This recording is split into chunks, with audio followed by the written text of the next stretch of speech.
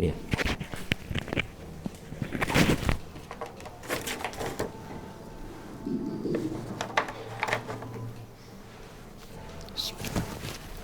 Bismillahirrahmanirrahim. Assalamualaikum warahmatullahi wabarakatuh. Innal hamdalillah nahmaduhu wa nasta'inuhu wa nastaghfiruh wa na'udzu billahi min shururi anfusina wa sayyiati a'malina may yahdihillahu fala mudilla lahu wa may yudlilhu fala hadiyalah. Asyhadu an la ilaha illallah wa asyhadu anna Muhammadan abduhu wa rasuluh. Allahumma salli ala Muhammad wa alihi wa sahbihi ajma'in, amma ba'd. Hadirin jamaah salat subuh yang mudah-mudahan senantiasa dirahmati oleh Allah, senantiasa kita manjatkan puji syukur kehadirat Allah subhanahu wa ta'ala. Subuh pagi hari ini kita masih tetap dalam keadaan sehat walafiat dan bisa melaksanakan ibadah sesuai dengan perintah Allah subhanahu wa ta'ala. Mudah-mudahan seluruh aktivitas ibadah kita senantiasa diridhoi oleh Allah subhanahu wa ta'ala. Salawat serta salam mudah-mudahan tetap dicurahkan oleh Allah kepada Nabi Muhammad sallallahu alaihi wasallam. Hadirin Bapak Ibu sekalian, mengawali kultum saya pada subuh pagi hari ini, insyaallah barang 10 sampai 12 menit kita duduk sejenak mengikuti kultum ini. Materi yang ingin saya sampaikan adalah berinteraksi dengan ayat Al-Quran atau berinteraksi dengan Al-Quran. Hadirin Bapak Ibu sekalian, sebagai pengantar, mengapa sih materi ini saya angkat? Allah berfirman dalam Al-Quran surah Al-Furqan ayat 30. Allah mengatakan, wa qala ar-rasulu ya rabbi inna qaumi ittakhadhu hadzal qur'ana mahjura. Dan Rasul Muhammad berkata, ya Tuhanku, sesungguhnya kaumku telah menjadikan Al-Quran diabaikan. Ini ayat ini. Jadi Rasulullah mengatakan kepada Allah, sesungguhnya kaumku menjadikan Al-Quran ini mahjura. Mahjura ini pemahamannya di sini diabaikan, tidak begitu dihiraukan. Nah, hadirin, apa yang dimaksud mahjura? Lebih lanjut para mufassir menerjemahkan mahjura itu adalah banyak di antara umat Muhammad ini tidak mempelajari, tidak membacanya, kurang mengimaninya, tidak mentadaburi. Mentadaburi itu memahami, menggunakan pemikiran dan hati untuk dijalankan dalam kehidupannya, dan tidak menjalankan perintahnya, juga berpaling dari ketentuan Al-Quran menuju yang lainnya. Hadirin, ini adalah ayat Allah, surah Al-Furqan ayat 30. Mudah-mudahan kita tidak termasuk mahjura ini. Maka saya berpikir, para hadirin sekalian, kenapa banyak di antara umat Muhammad dan khususnya kita ini kemungkinan ada kelompok golongan orang-orang yang mahjura, yang tidak mengabaikan, atau Quran itu kita abaikan begitu saja. Menurut saya ada banyak faktor, hadirin sekalian. Yang pertama, ada yang kurang tepat persepsi. Banyak orang membaca Al-Quran tapi motivasi dan tujuannya adalah mencari pahala. Apa salah? Tidak. Membaca Al-Quran memang berpahala. Ada juga orang yang membaca Al-Quran motivasinya untuk khatam berkali-kali, juga ujungnya juga pahala. Padahal jelas dalam Al-Quran itu Allah mengatakan, dzalikal kitabu la raiba fi hudal lil muttaqin.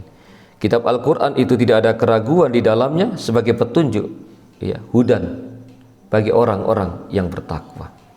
Bagaimana mungkin seseorang menjadikan Al-Quran petunjuk ketika dia membaca saja hanya motivasinya untuk mendapatkan pahala, motivasinya ingin khatam berkali-kali, motivasinya ya ingin macam-macam. Tetapi hadirin sekalian, bahwa membaca Al-Quran itu adalah tentu saja kita untuk memahami dan mengamalkannya. Hadirin sekalian, oleh karena itu saya mempelajari kenapa terjadi seperti ini. Satu di antaranya, banyak di antara kita yang kurang membaca Al-Quran. Atau yang kedua, baca Al-Quran tapi tidak dibaca terjemahannya padahal kurang memahami bahasa Arab. Ya. Oleh karena itu saya ingin, apa tidak ada kajian-kajian Al-Quran? Banyak. Tetapi yang saya lihat kajian-kajian Al-Quran itu banyak yang sudah kelas tinggi. Kajian tafsir, memahami ayat dengan berbagai macam persepsi, penafsiran dan sebagainya. Ada satu momen, ada suatu hal yang perlu kita pahami, bahwa saya ingin menyampaikan ayat-ayat yang singkat-singkat saja. Kita pahami secara singkat dan kemudian kita internalisasi, kita pahami untuk kita amalkan. Itulah makanya saya mengajak kita berinteraksi dengan ayat Al-Quran. Materi-materi selanjutnya saya baca 1-2 ayat yang pendek, kemudian kita pahami maknanya apa, segera kita laksanakan dalam kehidupan kita. Itulah yang saya maksud dengan internalisasi atau berinteraksi dengan ayat Al-Quran. Hadirin, bagaimana sesungguhnya kita berinteraksi dengan ayat Al-Quran? Berinteraksi dengan Al-Quran tentu saja dimaksudkan untuk membentuk karakter kita, bagaimana perilaku kita. Hal ini bisa dilakukan dengan langkah-langkah. Yang pertama, tentu kita sudah punya semua, meyakini Al-Quran itu datangnya dari Allah. Ini selesai masalah ini di antara kita. Yang kedua, meyakini kebenaran Al-Quran, insya Allah sudah tidak ada masalah dalam hal ini di antara kita. Yang ketiga, menerima Al-Quran dengan hati terbuka dan sukacita. Ini belum tentu. Nah, menerima Al-Quran dengan hati terbuka, iya. Apakah dengan sukacita? Waduh, Al-Quran kok ngongkon gini barang, kan begitu. Itu kadang-kadang kita belum bersukacita menerima ayat-ayat Al-Quran. Yang ketiga, memahami Al-Quran itu diturunkan oleh Allah Subhanahu wa Ta'ala. Ini modal-modal kita untuk bisa berinteraksi dengan ayat Al-Quran. Ini sebagai pengantar prolog mengapa kita mengambil topik berinteraksi dengan ayat Al-Quran. Banyak ayat yang sering kita baca, tapi kadang-kadang karena ketidakpahaman kita tentang maknanya, kemudian dilewat begitu saja ayat itu. Nah, lewat kajian subuh pagi hari ini dan seterusnya, insya Allah kita memulai mengkaji ayat, memahami yang sederhana, kita masukkan dalam diri kita praktekkan dalam kehidupan kita. Itu pengantarnya. Baik, materi yang pertama, ayat ini saya ambil surah Al-Mulk ayat 2. Insya Allah kita sudah sering dengar. Allah mengatakan dalam Al-Quran surah Al-Mulk ayat 2, Alladzi khalaqal mauta wal hayata liyabluwakum ayyukum ahsanu amala wa huwal azizul ghafur. Terjemahannya adalah, dialah Allah yang menjadikan mati dan hidup, supaya dia Allah menguji kamu, siapa di antara kamu yang lebih baik amalnya, dan dia maha perkasa lagi maha pengampun. Poin ayat ini adalah Allah menjadikan mati dan hidup untuk menguji kita, siapa di antara kita yang lebih baik amalnya.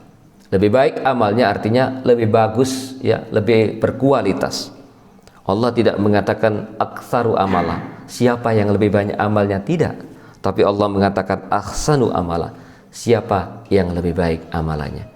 Tapi banyak di antara kita yang terjebak dengan berlomba-lomba memperbanyak amal tetapi tidak berkualitas. Nah, ini kan masalah. Padahal Allah mengatakan Allah menjadikan kita mati dan hidup untuk menguji kita, siapa di antara kita yang lebih baik amalnya atau lebih berkualitas amalnya.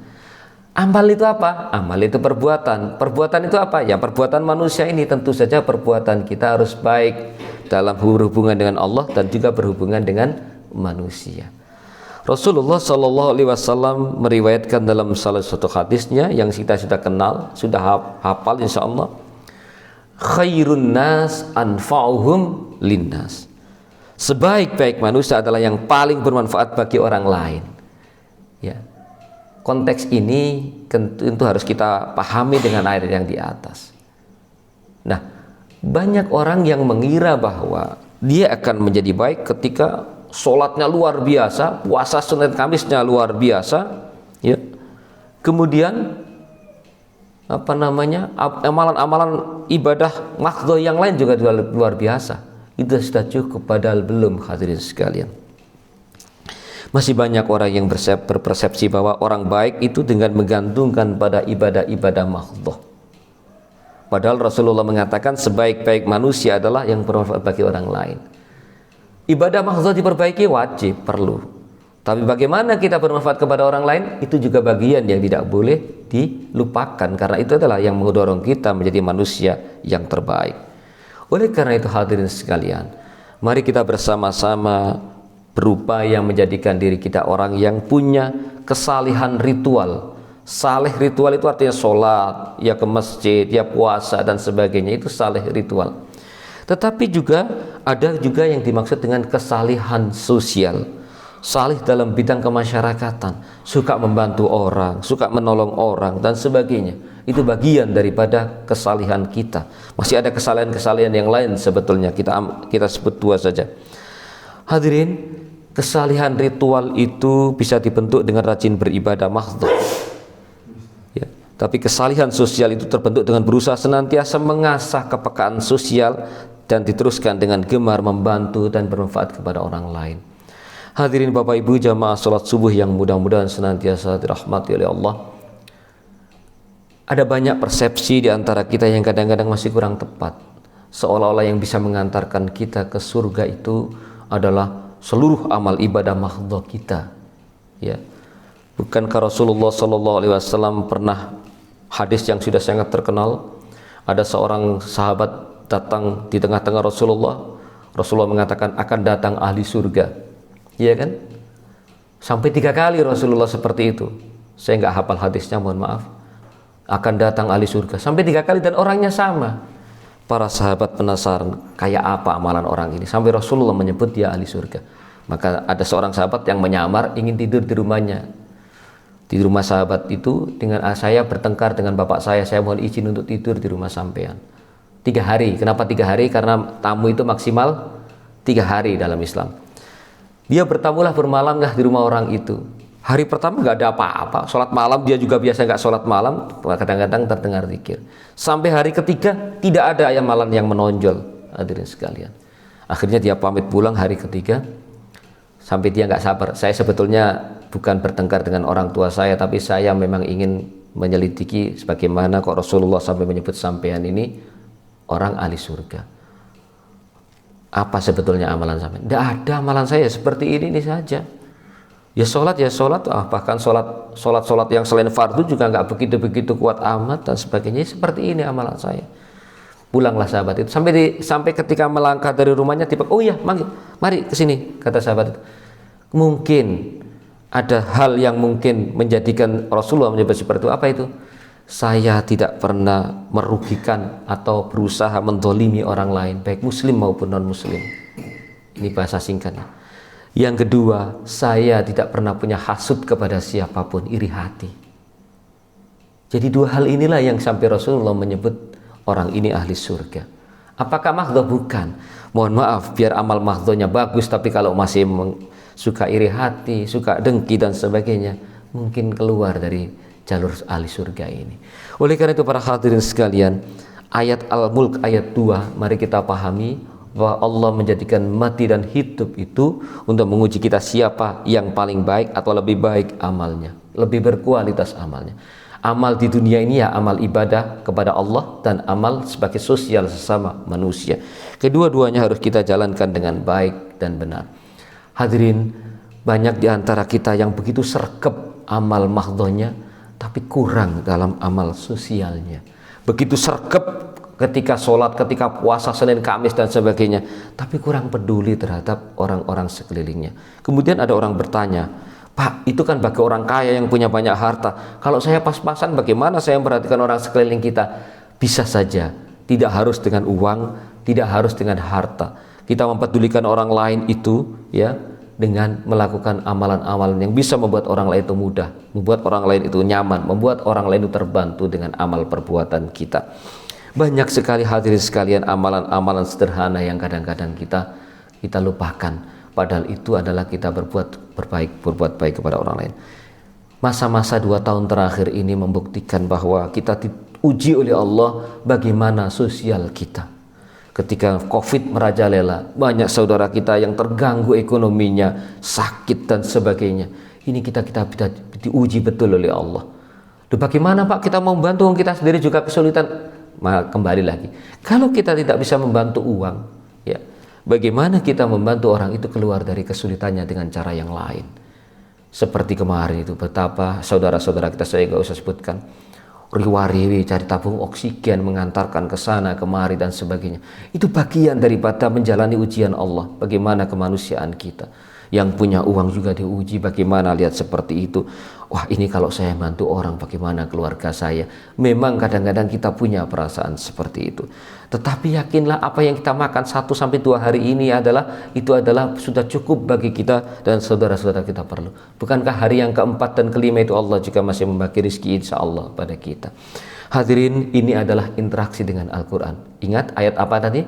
Al-Mulk ayat 2. Hadisnya khairun nas anfa'uhum linnas. Satu pesan saya dalam akhir kultum ini, mari kita berusaha bersama-sama menjadi manusia yang soleh ritual, sholat dan yang lain-lainnya kita kerjakan dengan baik, dan juga saleh sosial.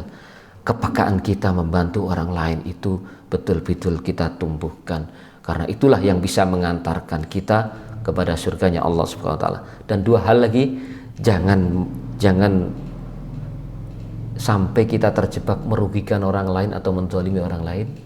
Yang kedua, jangan sampai kita punya sifat iri hati. Itulah barangkali yang dapat saya sampaikan pada subuh pagi hari ini. Mudah-mudahan Allah Subhanahu wa taala senantiasa membimbing kita sehingga kita menjadi hamba-hambanya yang betul-betul amalannya terbaik dalam kehidupan kita. Mari kita tutup dengan doa kafaratul majlis. Subhanakallahumma wa bihamdika asyhadu an la ilaha illa anta astaghfiruka wa atubu ilaik. Billahi taufiq wal hidayah. Wassalamualaikum warahmatullahi wabarakatuh.